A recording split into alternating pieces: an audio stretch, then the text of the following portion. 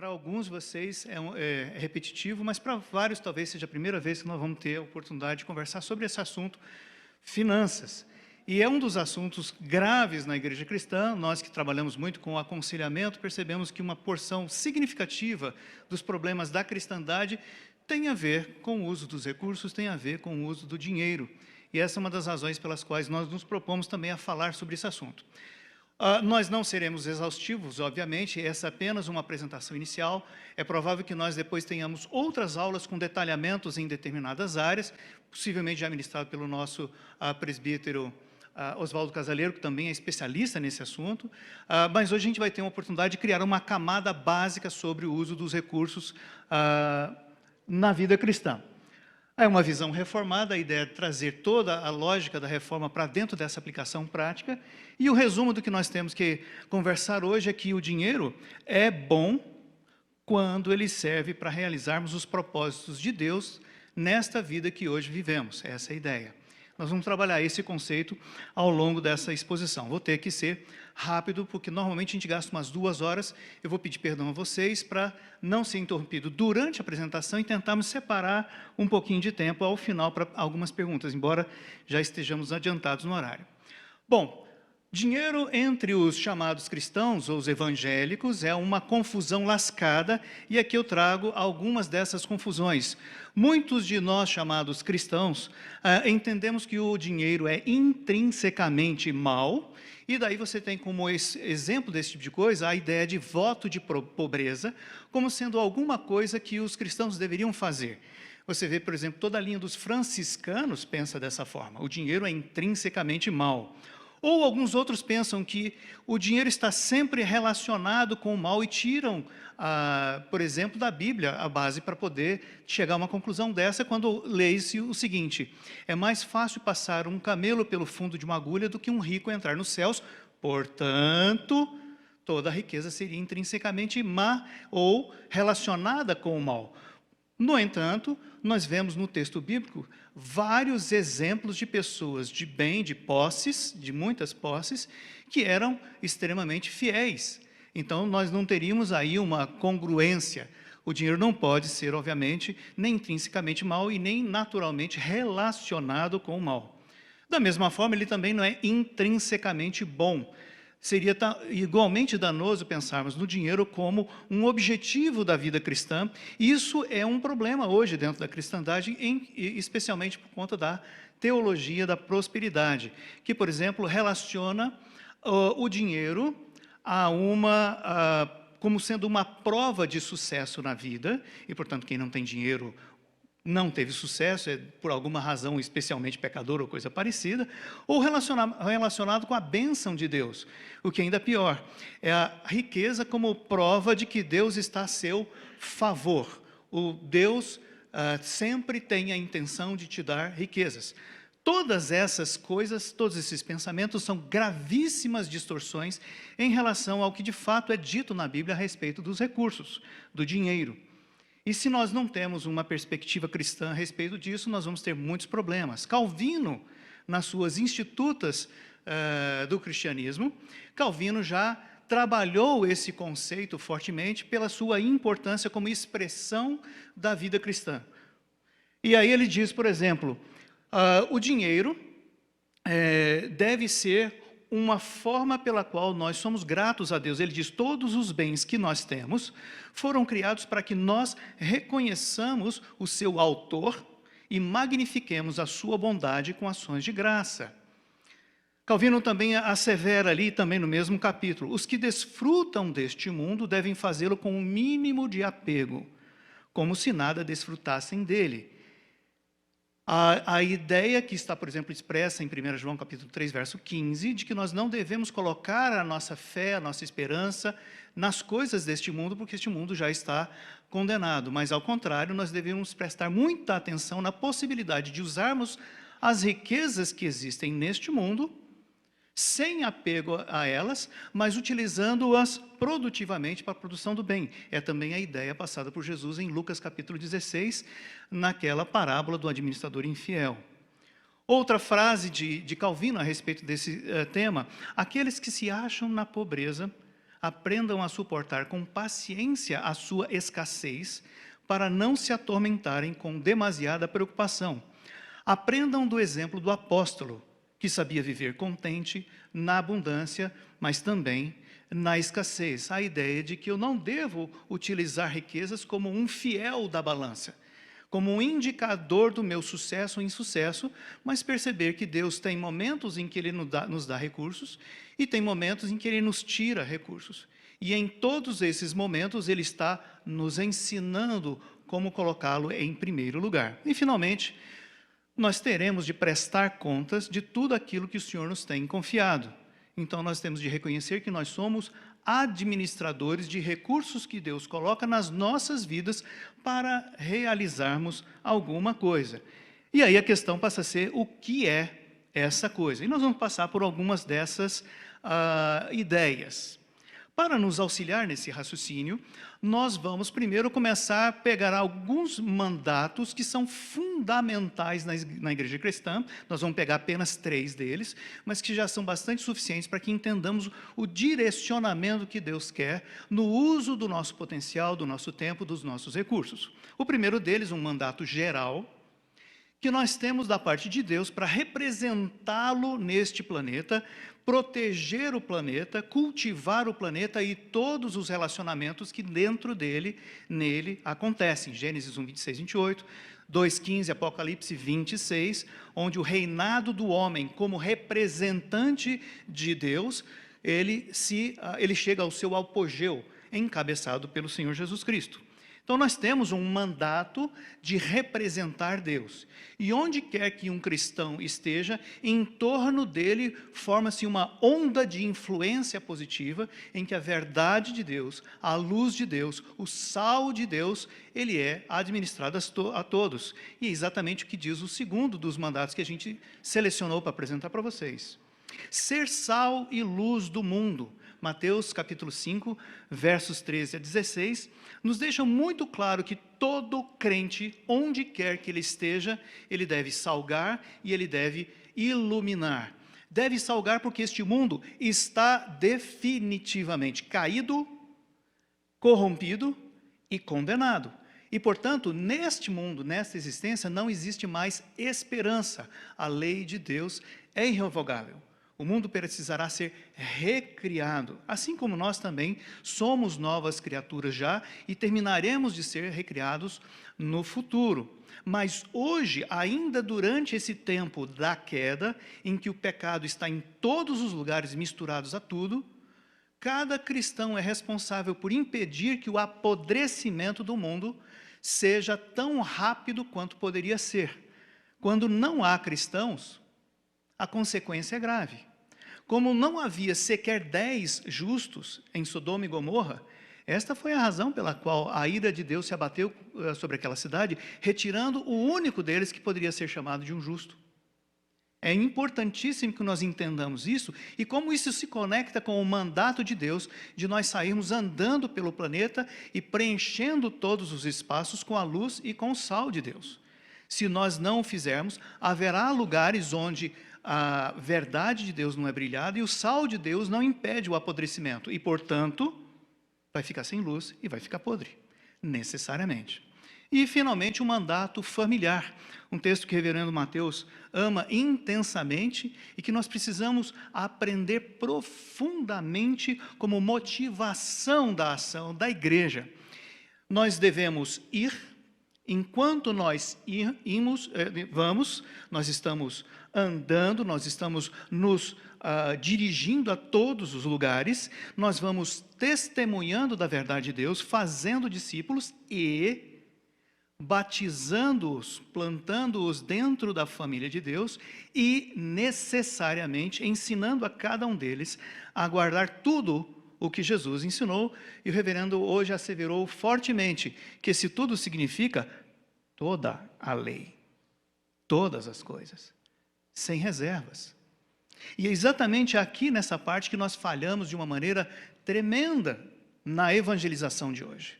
Nós consideramos que basta que nós apliquemos um carimbo de membro de igreja na maior quantidade possível de pessoas e enchemos as nossas igrejas de pessoas que não estão dispostas a seguir as ordenanças de Deus, tudo aquilo que Ele ensinou. Essa é uma das razões pelas quais nossas igrejas são fracas e cada vez mais fracas, talvez. Essa é uma das razões porque nesse texto de 1 Coríntios 11, Paulo assevera que muitos do que não entendem essas coisas, não se vinculam à verdade com compromisso, se tornam como pessoas doentes e que dormem. Crentes não produtivos. Crentes que não produzem o resultado da aplicação de Deus na vida das pessoas. Continuam amarrados ao pecado. Continuam sendo enganados, enganando-se a si mesmos, enganando quem está em volta. Não há outro caminho que não cumprir todas as coisas que Jesus ensinou. Claro que a gente faz isso de maneira gradativa, claro que a gente vai aprendendo aos poucos com aqueles que são mais maduros, mas essa é a missão de todos nós. E como o reverendo Mateus falou há pouco, todos nós somos líderes para levar pessoas ao amadurecimento. Efésios capítulo 4. Então, nesse sentido, nós existimos para agir em nome de Deus, na força que Deus nos dá, com base na verdade que Ele nos contou e na justiça que Ele tem e que transmite a nós, motivados pelo amor que Ele nos teve e que nós agora podemos ter por todos os demais. Efésios capítulo 2, verso 10. Tendo essas coisas em mente, dá para a gente começar a pensar sobre como é que eu devo utilizar os meus recursos. Eu preciso lidar com o contexto deste mundo em que eu existo, e ele é inevitavelmente corrompido. E eu jamais deveria nutrir no meu coração esperança de que o mundo onde eu existo não tenha corrupção. Na família onde eu moro, não haja corrupção. A corrupção está em todos os lugares, contaminou tudo de uma forma irreversível. A queda é real, com consequências profundas. Até o amor terno, bonito e tão idolatrado pela mídia moderna, de uma mãe pelo seu filho, é profundamente contaminado de pecado. Nós precisamos entender isto profundamente. Então, nós temos de lidar com estes contextos desafiadores, usando os recursos de um mundo caído para alcançar as pessoas deste mundo, mas lembrando que não podemos nos apegar a nenhuma das coisas deste mundo, porque este mundo é passageiro. E nós somos apenas passageiros, visitantes, peregrinos por esta terra. Nós não pertencemos a este lugar. E este lugar está caído. Então eu devo usar meus recursos, meu tempo, meu dinheiro, meu tudo, para fazer essas coisas acontecerem. Mas se eu perco esse alinhamento com a vontade de Deus, é aí que eu deixo nascer dentro do meu coração ídolos. E é assim que nós devemos interpretar 1 Timóteo 6,10, quando diz: porque o amor ao dinheiro é a raiz de toda a espécie de males, e nessa cobiça alguns se desviaram da fé e se traspassaram a si mesmos com muitas dores. Esse texto não está dizendo que o dinheiro é intrinsecamente mal. Ele está dizendo que toda idolatria me leva para longe de Deus. E a idolatria ao dinheiro é uma das mais comuns. Talvez a mais comum. Talvez a mais comum.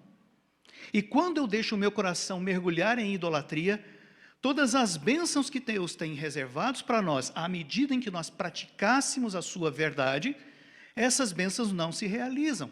Não porque Deus não nos queira abençoar, mas porque nós não realizamos a vontade de Deus, nós não praticamos aquilo que Ele nos orientou a fazer. E quais são essas coisas que Ele nos orientou a fazer? Nós vamos fazer um pequeno apanhado de coisas que estão escritas no texto bíblico como ordenanças da parte de Deus.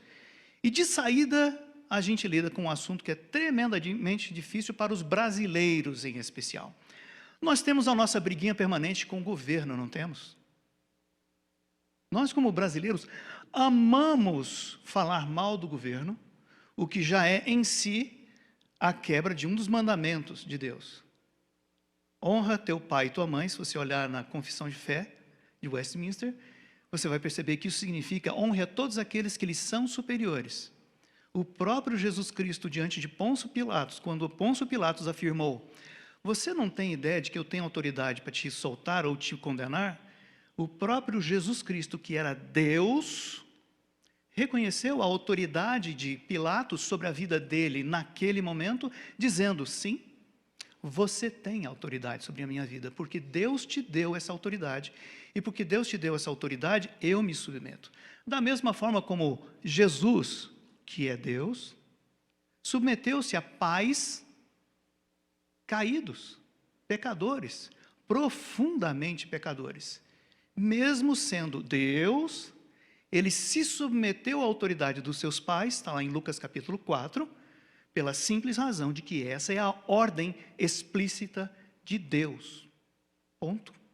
Da mesma forma, nós devemos entender, biblicamente, que nós estamos debaixo da autoridade de governantes. Romanos 13 fala isso de uma maneira magistral. Nós devemos entender, por exemplo, por Romanos 13, de que Deus designou as autoridades deste mundo para o nosso bem. Isto não quer dizer que essas autoridades só façam o bem.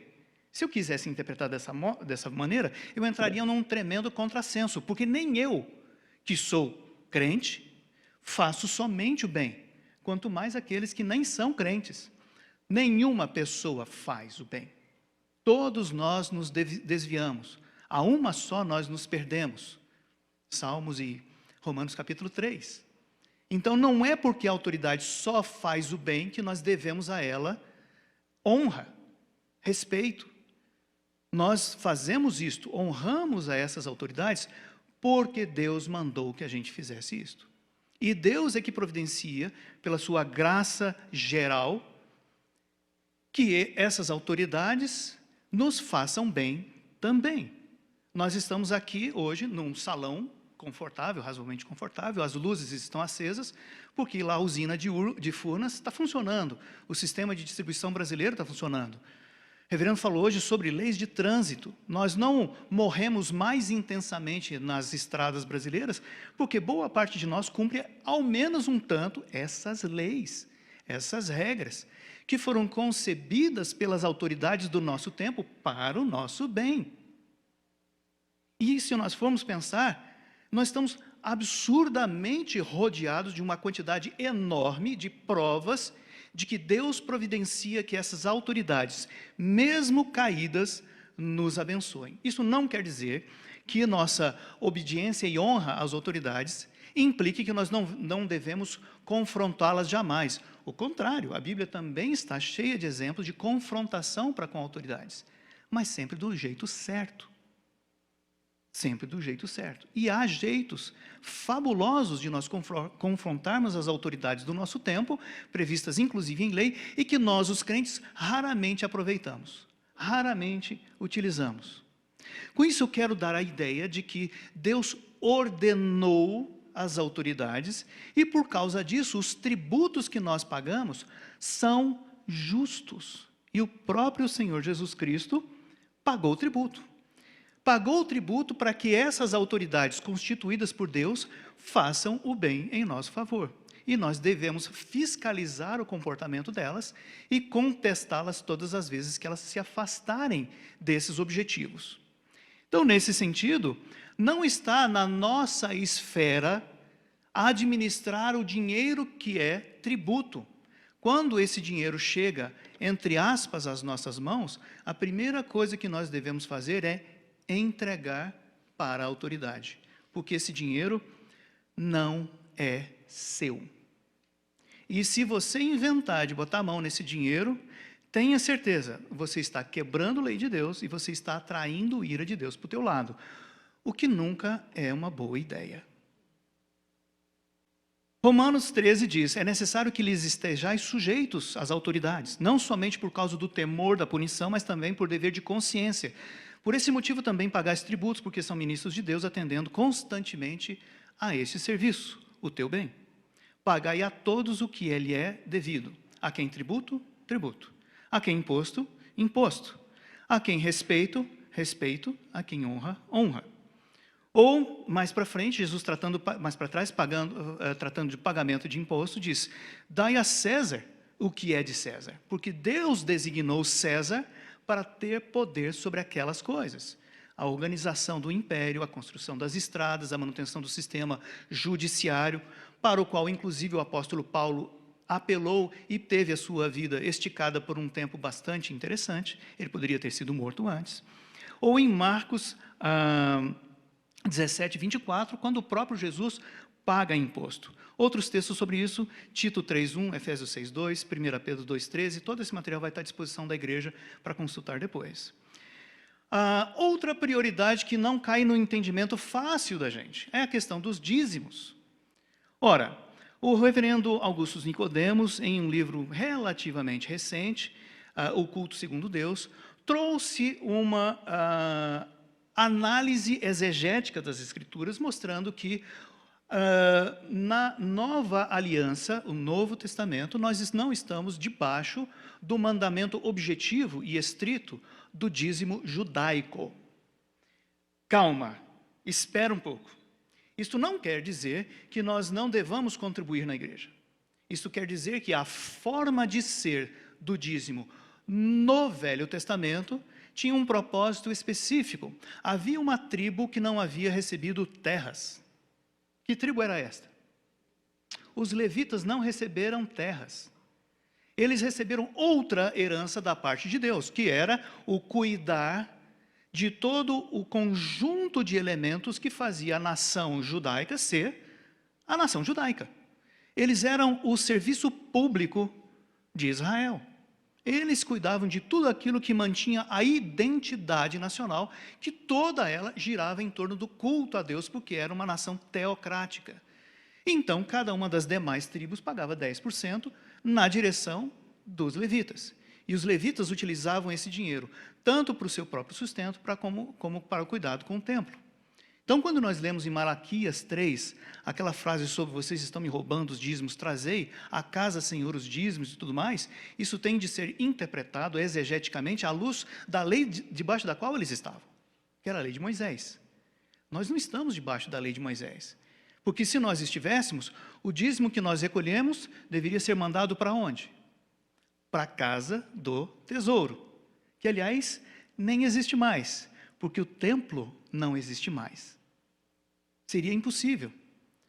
Então, o reverendo Augusto de Nicodemos trata dessas questões não para desfazer a ideia de que nós devemos contribuir financeiramente na igreja, mas para colocar as ideias no lugar certo e não ficarmos debaixo de ordenanças judaicas que não são mais relevantes, embora tenham o seu significado para nós.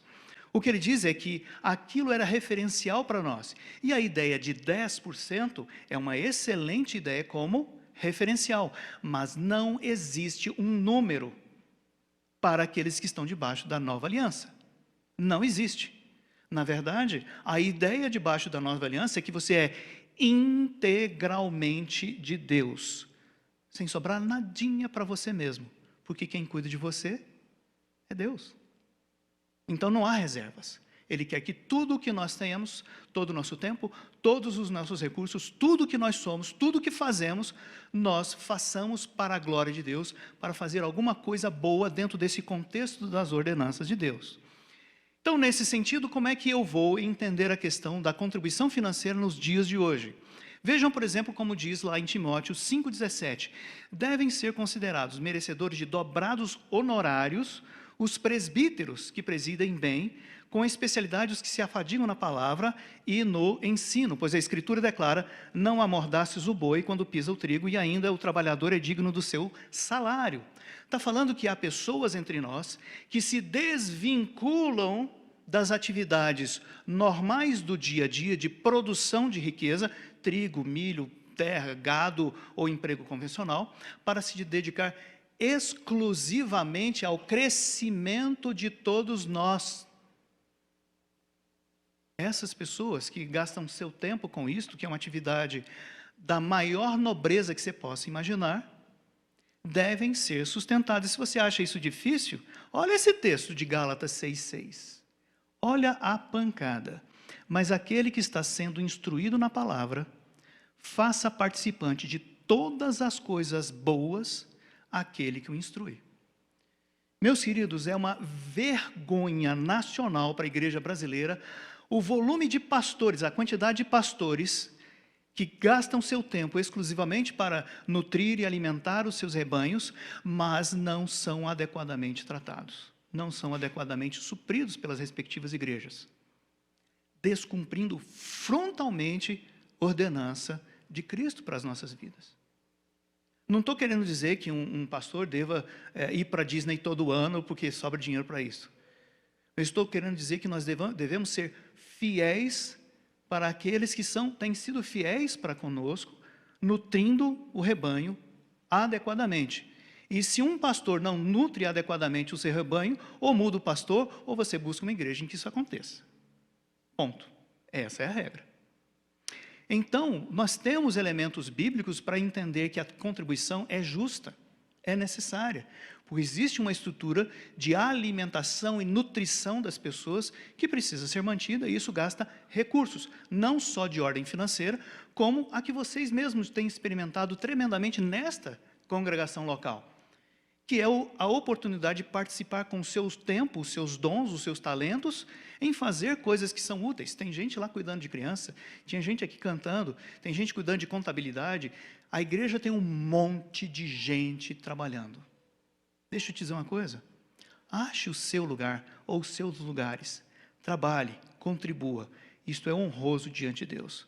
Não fazê-lo é impedir o seu próprio amadurecimento e prejudicar o amadurecimento de todos os demais a quem você poderia abençoar com o seu trabalho. Todos nós trabalhamos. Só que alguns de nós trabalham exclusivamente com essas coisas, devem ser adequadamente sustentados. Além disso, há necessidade de contribuições com necessidades que vão aparecendo na igreja.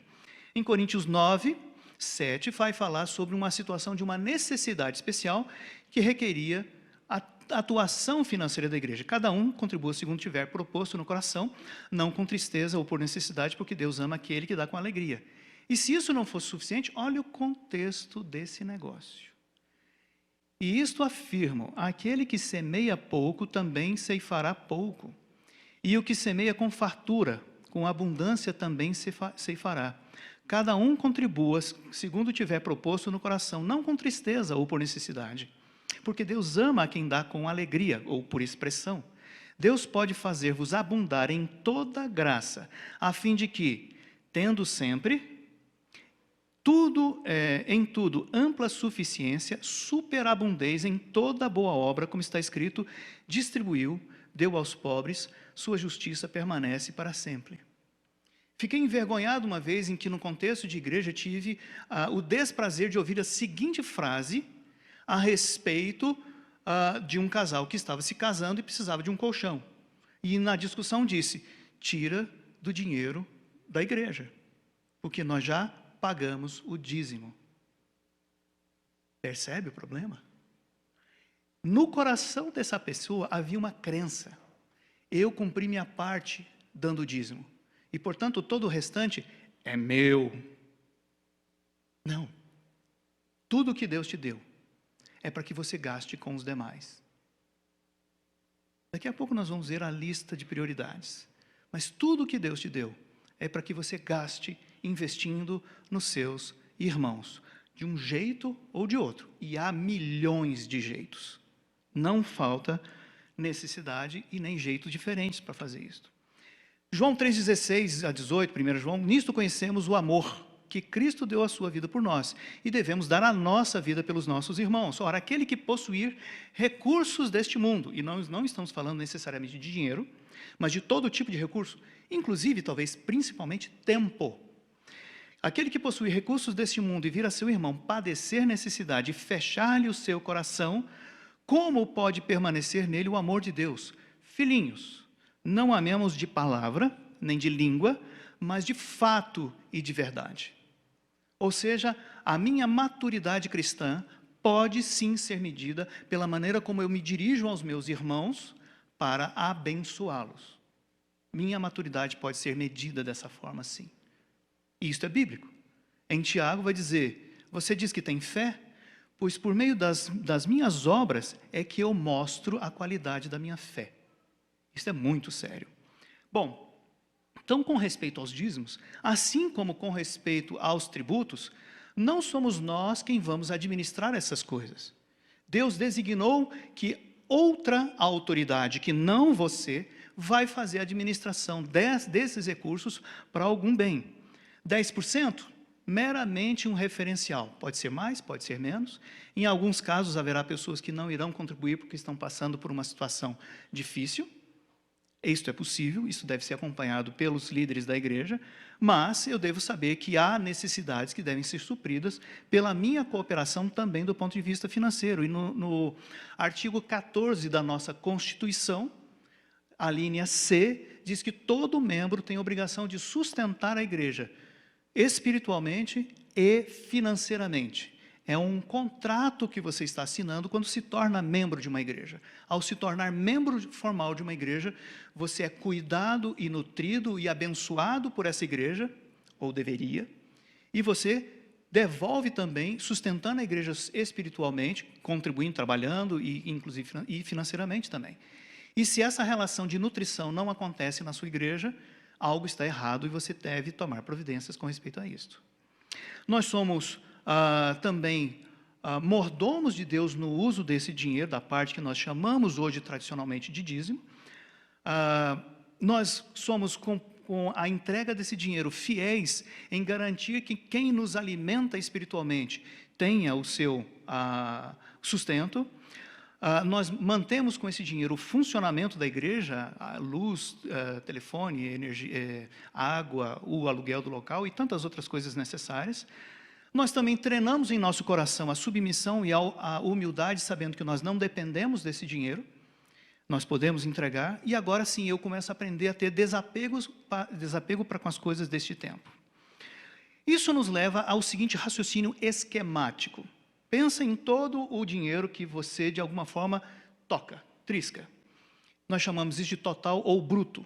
Desse dinheiro, uma parte é tributo para César. Dai a César o que é de César, para que ele faça o que Deus mandou ele fazer. E fiscalize César, tá? Tem um monte de jeitos.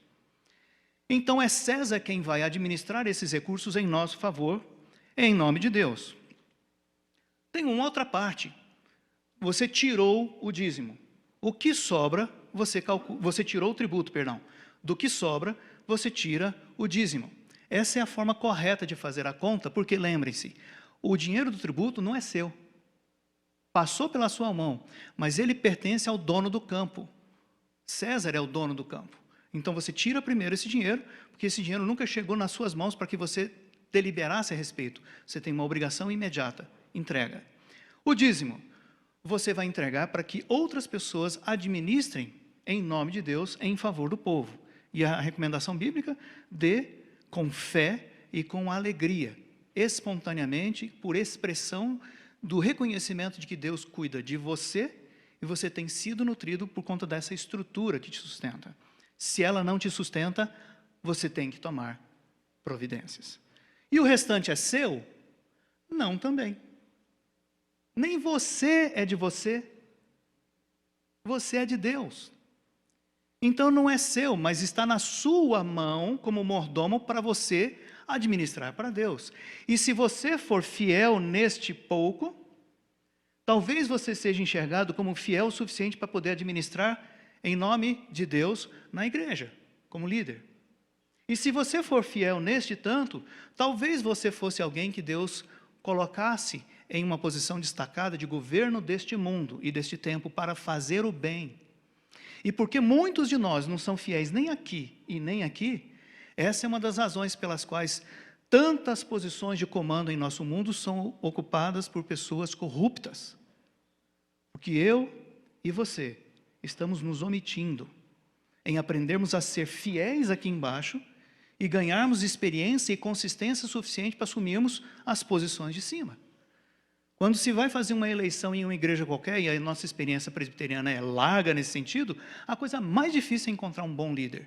E quando a gente quer encontrar um deputado, ou senador, ou prefeito, ou governador, ou presidente honesto, você reclama disto? Eu sei que reclama. Todos nós reclamamos. Mas a culpa é nossa. Nós não estamos salgando e nem iluminando esse mundo. Comece pelas coisas simples. Ajude o seu condomínio. Faça parte lá da comissão de fiscalização ou da comissão do conselho consultivo, eventualmente, assuma ser síndico, haja, faça coisas como servidor público, faça as coisas certas, lidere. Talvez assim nós estejamos sendo considerados por Deus fiéis o suficiente para sermos colocados em posições mais proeminentes, com toda a humildade e servidão a Deus. Bom, esse dinheiro verde aqui a gente chamou de aquilo que você tem que administrar. E uma das prioridades que você tem é de educar seus filhos. Então tem uma coisinha aí dentro muito legal chamada mesada. Mesada é a parte do dinheiro que Deus te deu para você administrar, que agora você vai usar para ensinar o seu filho a administrar dinheiro em nome de Deus. Percebeu? A mesada não é para o garoto gastar com ele. A mesada não é para o garoto gastar com todos os prazeres que ele quer ter. A mesada é o primeiro momento em que ele enfrenta o desafio de converter recursos que se recebe em bênção de Deus, de alguma forma. E vocês, pais, serão os professores dessas crianças para avaliar o que ele faz com um pouquinho de dinheiro que ele tem. Porque se ele for fiel no pouco, quando ele chegar aos 18, 19, 20, 21, 25, ele será fiel, porque aprendeu a ser fiel desde a tenra idade. Deixe de fazer isto e faça o seu filho ser meramente um consumista. E depois não reclama, que a bênção de Deus não vem. Não vem porque você não obedece. Deu para entender? Bom, e o restante, né? Não é nosso, nós com isso vamos fazer o bem de Deus. E o bem de Deus atende a prioridades estabelecidas biblicamente. A primeira prioridade de todo cristão diz respeito à sua própria casa. Você, pai, você, homem de família, é o pastor da sua família. O pastor número 1 de toda esposa não é o pastor da igreja. O pastor número 1 de toda esposa é o seu próprio marido. Deus plantou você dentro daquele lar para representar a Cristo e fazer tudo aquilo que Cristo faria em favor da sua família. Morrer por ela. Efésios capítulo 5, versos 22 em diante. É ali que nós começamos a treinar mais fortemente, mais intensamente, esse senso de liderança e de responsabilidade. Claro que eu já tive que começar a treinar antes, quando jovem, quando ainda solteiro. Mas agora, como casado, eu tenho que fazer isso de uma maneira muito forte. E não é por outra razão que o texto bíblico, quando fala de eleição de oficiais, diz claramente que seja marido de uma só mulher e que governe a sua própria casa e que cujos filhos deem testemunho de que não são devassos, não são bagunçados, mas são submissos, que aprenderam. Pois quem não consegue governar a sua própria casa, como poderia governar a igreja? A lógica está aqui. Seja fiel na parte que Deus te deu hoje para você administrar. E daí você vai receber mais, e mais, e mais, e mais. Mas se eu sou infiel no pouco, como é que Deus vai me dar mais para eu administrar? Seria loucura. E alguns de nós, por cobiça do coração, buscamos posições de destaque, de proeminência. Muitas vezes só para que Deus prove o tamanho do mal que está dentro dos nossos corações.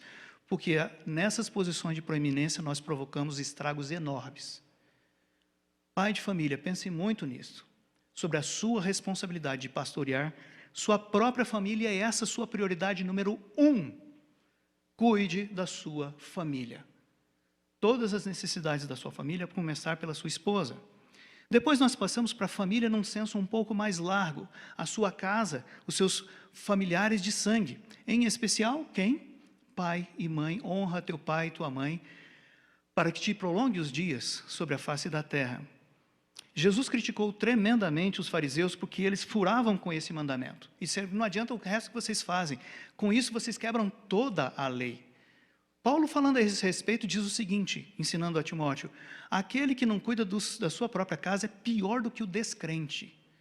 Essa é uma prioridade importantíssima. Eu preciso, na minha contabilidade, garantir o atendimento às necessidades da minha família. Mas eu posso aumentar isso um pouco e me lembrar da minha família da fé. da igreja, das pessoas que creem em Cristo, e estar sempre disposto a ajudar os meus irmãos na medida em que eles têm necessidade. Gálatas 6:10, Efésios 4:28, trabalhe com as suas próprias mãos para ganhar o suficiente para você e ter com que ajudar ao necessitado. É ordenança bíblica.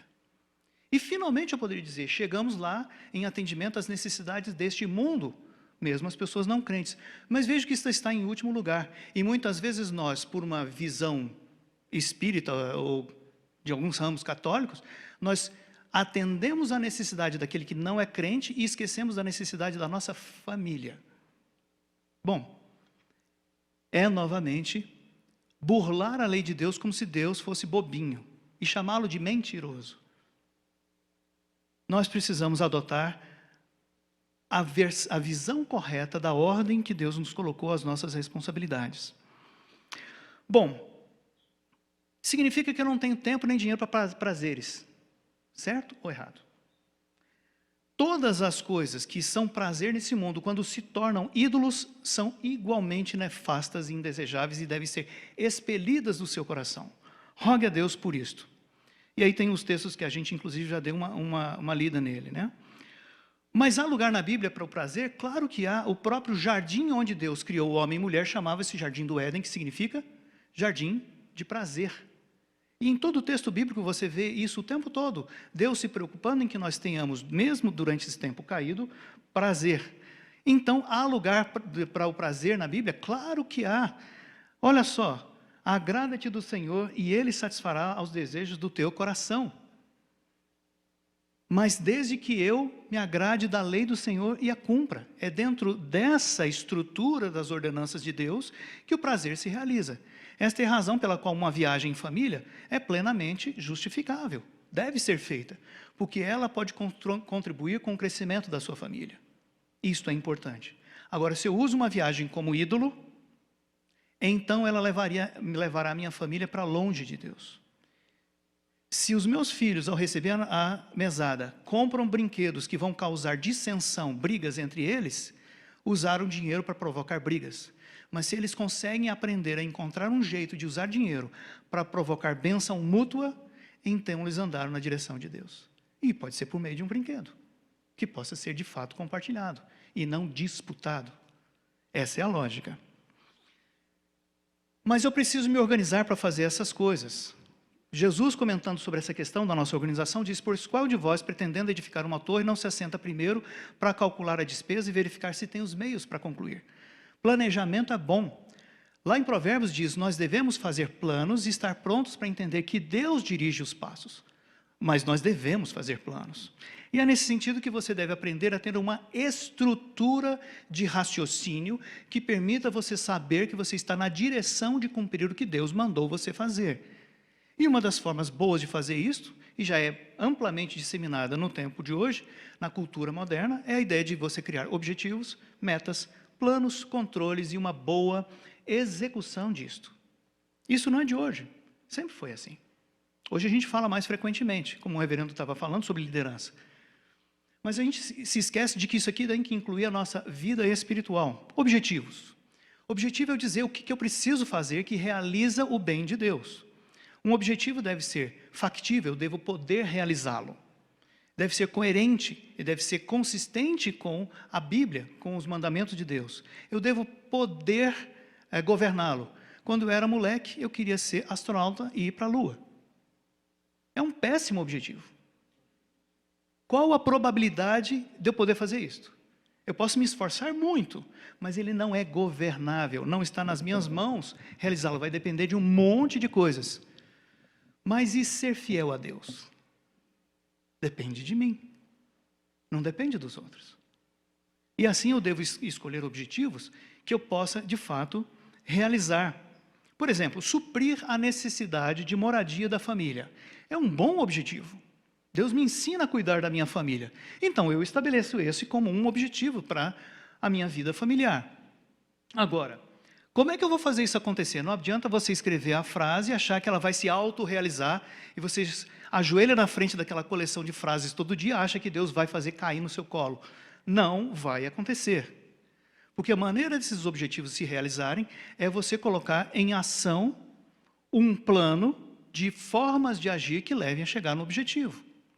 Então, você precisa estabelecer suas metas. Metas é onde eu quero chegar a intervalos de tempo para realizar aquele objetivo lá daqui a algum tempo. Se o meu objetivo era o de suprir a necessidade de moradia da minha família, eu posso colocar uma meta de comprar um pequeno apartamento em 2 anos. Porque um pequeno apartamento pode ser factível em 2 anos, mas não uma mansão. O que não significa que eu não deva ter uma mansão quando eu tiver 50, 60 anos. Talvez deva, se isso for para o bem da minha família e do povo de Deus.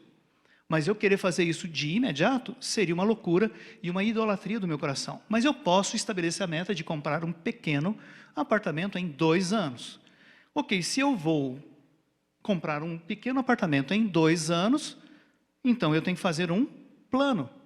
O plano significa de que jeito eu vou comprar um pequeno apartamento em 2 anos. Então ele deve ser harmônico, o plano deve juntar objetivos e metas de uma maneira harmônica, e as metas não podem ficar brigando entre si. Por exemplo, eu quero comprar um pequeno apartamento em Brasília daqui a 2 anos, e quero mudar para a Alemanha, para fazer o meu doutorado.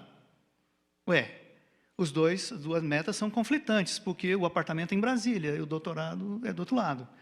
Então, você tem que construir suas metas harmônicas. Você deve escrever suas metas para se lembrar delas. Você deve harmonizar o uso dos recursos que você tem para realizar essas metas. E você deve ser prudente. Existe um princípio da contabilidade chamado princípio da prudência, que diz que eu devo olhar para as minhas despesas de uma maneira negativa. Ou seja, eu devo superestimar as minhas despesas.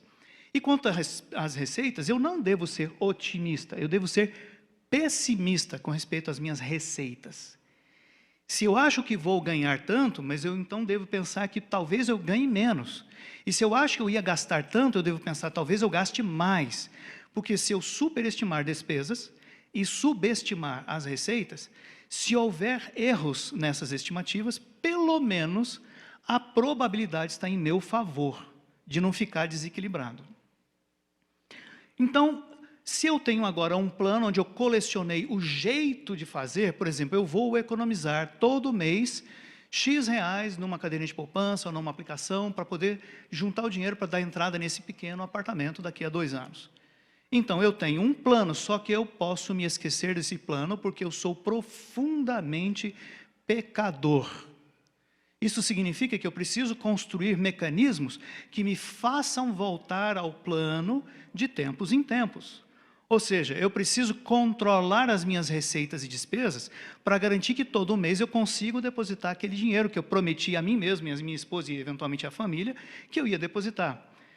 Eu tenho que avaliar periodicamente a saúde das minhas finanças, juntamente com a minha esposa, e aprender o que eu estou fazendo de não tão bom, ou eventualmente até de errado.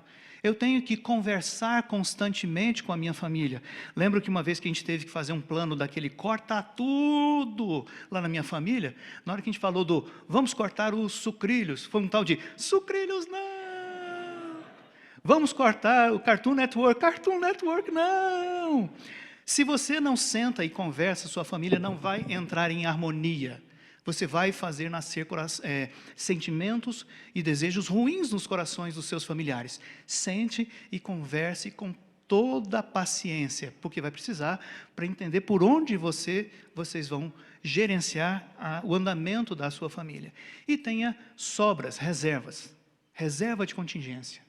Guarde uma porção de dinheiro para aquilo que você não tem certeza que vai acontecer, mas pode acontecer. Um acidente, uma doença. Guarde reservas, inclusive para ter com que ajudar ao necessitado. Efésios 4, 28. E, finalmente, uma boa execução. O plano é só uma guia, é só um roteiro, mas a resposta certa vem de Deus. Então, reavalie constantemente para saber se você está numa direção boa e corrija o plano. O plano é feito para você mexer, para você corrigir, para você amadurecer. E a tua maturidade e a maturidade do teu plano andam juntas, tá? Muito bem. Como é que eu controlo finanças? Vou ter que correr muito, porque já passou do horário. Tem 2 conceitos fundamentais numa contabilidade muito simplista que nos ajudam a entender as contas. Esses dois conceitos fundamentais são resultado operacional e balanço patrimonial. E aqui tem uma confusão tremenda na cabeça das pessoas. É porque elas simplesmente fazem das duas uma coisa. Ou elas controlam as suas finanças pelo resultado, pelo dinheiro saldo do banco, e aí se esquecem de tudo que é cheque que está voando, que é cartão de crédito que vai cair, ou então elas colocam naquela planilhinha todas as contas de financiamentos que elas estão fazendo, de dívidas que elas estão fazendo. Mas quando nós usamos a expressão resultado operacional, o que nós estamos querendo avaliar é quanto dinheiro você consegue fazer sobrar a partir da tua produção de riquezas, diminuído daquilo que você consome para existir, para funcionar, por isso é chamado de operacional. Então é uma conta menor. Então eu ponho ali as minhas receitas, o meu ganho de dinheiro, o meu ganho de emprego, do Uber, mas eu não ponho, por exemplo, o rendimento de aplicações financeiras, porque a aplicação financeira é um rendimento de um dinheiro que já existe no plano patrimonial. Então ele fica do lado de lá. Já foi dinheiro que rodou, ele não entra no meu operacional. Eu quero saber o seguinte: qual o tamanho do meu motor e se o meu motor empurra a minha lancha para frente, ou se eu fico parado no mesmo lugar, ou se eventualmente o meu motor não é nem capaz de suplantar a correnteza que está me levando para a cachoeira. No primeiro caso, eu tenho superávit, sobra mais dinheiro do que eu gasto. No segundo caso, 0 a 0, eu fico no mesmo lugar. Eu gasto tudo aquilo que eu recebo. Terceiro caso, eu gasto mais do que eu recebo, do que eu ganho. Nesse caso, falta todo mês. Nesse caso, você será sempre um necessitado a ser ajudado por alguém, principalmente pela sua família. Aí você fica com vergonha. Aí você pede empréstimo no banco. Aí o banco é escravidão a Satanás, tá, gente? É isso aí que é. O presbítero Oswaldo um dia vai nos falar mais detalhes sobre isso. É escravidão a Satanás. Você está vendendo a você mesmo como escravo ao banco, porque ele vai te cobrar uma taxa escorchante. E é assim que eles ganham dinheiro. E eles têm que ganhar dinheiro pelos que pagam e pelos que não pagam. Então a taxa tem de ser escorchante mesmo. E aí você pede empréstimo no banco e passado um tempo você vai ter que recorrer à sua família com um buraco muito maior. Você foi bênção ou maldição na vida da sua família? Ou da sua igreja? Percebeu que a responsabilidade é sua? Então o meu motor me diz o quanto eu consigo andar para frente. E eu sempre tenho de ter superávit para que eu tenha como ajudar ao necessitado. Tem de sobrar. Então as minhas despesas devem ser encolhidas ao máximo. Já o meu balanço patrimonial é o que eu faço com o dinheiro que sobrou. Suponha que depois de um mês você ganhou tanto, você consumiu tanto e sobraram R$1.000. Você vai agora tratar esse dinheiro como as sobras, o patrimonial. E agora você vai decidir como você vai usar esse dinheiro da melhor forma possível. Nas receitas e despesas operacionais, não entram pagamentos de dívida, não entram os investimentos, entram despesas de educação, alimentação, moradia, custos com o seu carro, não o financiamento do carro, mas o custo de ter um carro, lazer, dízimos e doações regulares você mantém ali, todas as receitas de trabalho entram aqui no operacional. A Bíblia me manda ganhar mais. A Bíblia me manda buscar ter recursos para ter como ajudar ao necessitado. Eu tenho que produzir mais do que eu gasto. É muito importante. Então, devo lembrar que é sábio buscar aumentar as minhas receitas na medida do que é legítimo, biblicamente falando, e também reduzir as despesas. Mas cuidado com os limites. Por exemplo, a Bíblia diz que eu não posso frustrar a paga do jornaleiro. E o jornaleiro não é o cara da banca de jornais. Jornaleiro é a pessoa que vive do dinheiro que você paga para ela. É a diarista, é a empregada doméstica, é aquela pessoa que depende daquele dinheiro para poder viver. É aquela pessoa que recebe o dinheiro, compra a comida do dia e vive no dia. É por isso que aquela parábola de Jesus sobre os homens que foram chamados para trabalhar às 9 da manhã, ao meio-dia e às 5 da tarde, ele pagou a mesma coisa para todos eles. Por quê? Porque o pagamento era o dinheiro para se alimentar no dia. Não seria justo biblicamente falando, pagar menos do que uma pessoa precisa comer num dia. E os ouvintes daquela parábola não entendiam isto, distorção dos mandamentos bíblicos. Então tem que ter cuidado, eu não posso pegar, por exemplo, rubricas como saúde e diminuí-la excessivamente. Não posso pegar a rubrica diarista e tentar fazer uma negociação para pagar o mínimo possível. Eu tenho de ser honroso com o sustento das pessoas. Saúde, educação são rubricas importantes. Agora, diversão, cinema, lanchonete, restaurante, dá para dar uma boa amassada nesses dinheiros, não dá? Dá para dar uma reduzida legal. Façam o que for sábio, converse isso com a sua família e acertem acordos. E os acordos podem ser modificados ao longo do tempo. Alguém que está começando sua vida econômica pode não poder sair para essas diversões com frequência. Ou vai ter que comer lá no Lobodog. Mas talvez daqui a alguns anos você possa ir a um restaurante mais refinado com facilidade, sem que isso seja errado de forma alguma. Porque você trabalhou para construir uma economia que suporta isso e isso abençoa a sua família. No balanço patrimonial, nós contabilizamos tanto os ativos, o que você tem e os direitos, como os passivos, o que você está devendo. E o superávit deve ir para o seu balanço patrimonial o tempo todo. Rapidamente isso daqui, porque a gente tem que terminar correndo. Investimentos. Tome cuidado com os investimentos que você faz. Há uma variação muito grande do comportamento dos seus investimentos. Há investimentos que valorizam continuamente. Por exemplo, os investimentos financeiros, quando eles são relativamente seguros. Então, você sabe que você põe 100 e ele vai render mais dinheiro para você. Tome cuidado apenas por fazer uma boa escolha. E aí tem algumas pessoas aqui na igreja, Tânia é a minha consultora nisso, Fausto conhece bastante, a presbítero Oswaldo e outros tantos aqui conhecem bastante nessa área. Cuide bem de fazer uma aplicação adequada. Mas, fazendo uma aplicação financeira adequada, você sempre vai ter mais dinheiro. Porque parte daquele juro escorchante que se cobra dos outros é repassado para você. Problema, imóveis. Nem sempre os imóveis valorizam. Se você compra na alta, você perde dinheiro. E isso é muito ruim. Então, para adquirir um imóvel, você tem que garantir que aquele seja um bom negócio. Busque conselho com quem tem mais experiência para fazer essas movimentações grandes de dinheiro. Bens móveis. Esse é um dos maiores erros dos crentes. Por uma questão de paixão idólatra por consumismo, eles querem comprar e comprar e comprar. Acontece que nem todos os bens que você compra produzem para você ou para a sua família um bem ou uma bênção correspondente ao preço que você pagou. Às vezes, inclusive, eles trazem maldição. Uma TV, por exemplo, pode ser muito mal utilizada dentro da sua família.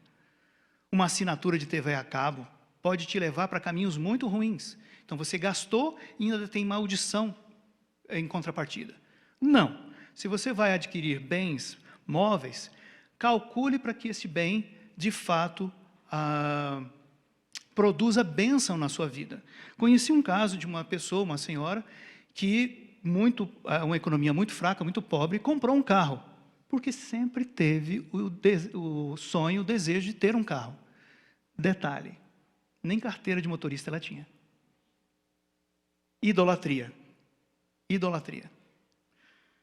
Reformas. Se uma reforma melhora o ambiente da sua casa, para atender às necessidades da sua família, ou cria condições na sua casa para você receber melhor os teus irmãos, pode ser uma boa decisão. Se você vai fazer uma reforma apenas para gastar com seus próprios prazeres, pode ser uma péssima decisão. Viagens especiais, vai ter de fazer. Faz parte da nossa cultura e não é ruim. Será ruim se você não gerenciar bem. Mas se você gerenciar bem para que produza bênção, para que seja em acordo, seja gostoso, seja bem feito, bem planejado, e seja na época certa, pode funcionar muito bem. Festas especiais é inevitável. Né? Festa dos 15 anos da sua filha, esquece, você vai ter de fazer. Festa do casamento da sua filha, dos seus filhos, você vai ter de fazer. Economize para essas coisas. Festas das bodas. E lembre-se das doações especiais. Às vezes aparece alguém na igreja precisando de uma cirurgia daquelas. E a igreja tem que se juntar para poder ajudar. Tem de fazer isso. Então, doações especiais é uma rubrica que você também tem que botar dentro do teu plano orçamentário. Concluindo, nós devemos usar o dinheiro para cumprir aqueles mandatos. nós temos de ser relevantes no nosso tempo, representando Cristo aqui na terra. Nós devemos ser fiéis no suprimento das necessidades das nossas famílias, da igreja, devemos atender aos tributos, sermos fiéis na medida do possível ao suprimento das necessidades do mundo em nosso redor, mas nós temos que ter rumos, controles, sabendo que nós estamos indo na direção do que Deus nos mandou. Seja fiel no pouco. É aí que Deus testa a sua fidelidade. Seja fidelíssimo no pouco. Sendo fiel no pouco, você pode ser um candidato a receber mais. Se Deus der mais a quem não tem condições, ele vai se lambuzar e criar provas diante de Deus contra si mesmo. Organize-se, porque afinal de contas, todas as vezes que você se desorganiza, você causa uma onda não de bênção, mas de maldição em torno de você. E é sua responsabilidade amar seus irmãos. Nada contra alguns irmãos, de vez em quando, passarem por situações de necessidade. Mas um irmão que passa necessidade o tempo inteiro, é possível que ele esteja amarrado por pecado. E a gente tem que olhar para essas coisas com bastante seriedade. Se a gente tivesse tempo para fazer perguntas, não teremos. São essas algumas das perguntas que me têm sido feitas. É razoável acumular bens deste mundo? Outro, achei dinheiro debaixo do balcão no banco. Milagre de Deus. É milagre mesmo? E aí, quando a gente contou para a pessoa que fez essa pergunta, ela desmontou na hora. Comprei o bem hoje porque Deus quer me abençoar. Então é isso? Né? Você compra porque você sentiu no seu coração que esse é o jeito que Deus quer te abençoar. Não. Deus deu uma ordem para que você seja organizado e controle o seu coração por meio do domínio próprio. Compre quando você pode comprar. Olhe para o seu resultado operacional e saiba se você tem sobras mensais suficientes ou então recursos guardados no patrimonial para fazer aquela compra. Por que pagar imposto a um governo corrupto? Porque Deus mandou que nós sejamos fiéis aos governantes, pagando a eles o que lhes é devido. E, ao mesmo tempo, fiscalizemos o comportamento desses governantes e, eventualmente, sejamos fiéis o suficiente para um dia podermos até sentar naquela cadeira. Tenho dívidas crescentes por fé. Deus vai resolver o meu problema. Não vai, por uma razão simples. Porque você está negando a lei de Deus todos os dias na sua vida pela maneira como você se comporta. É por isso que ele não vai resolver o teu problema.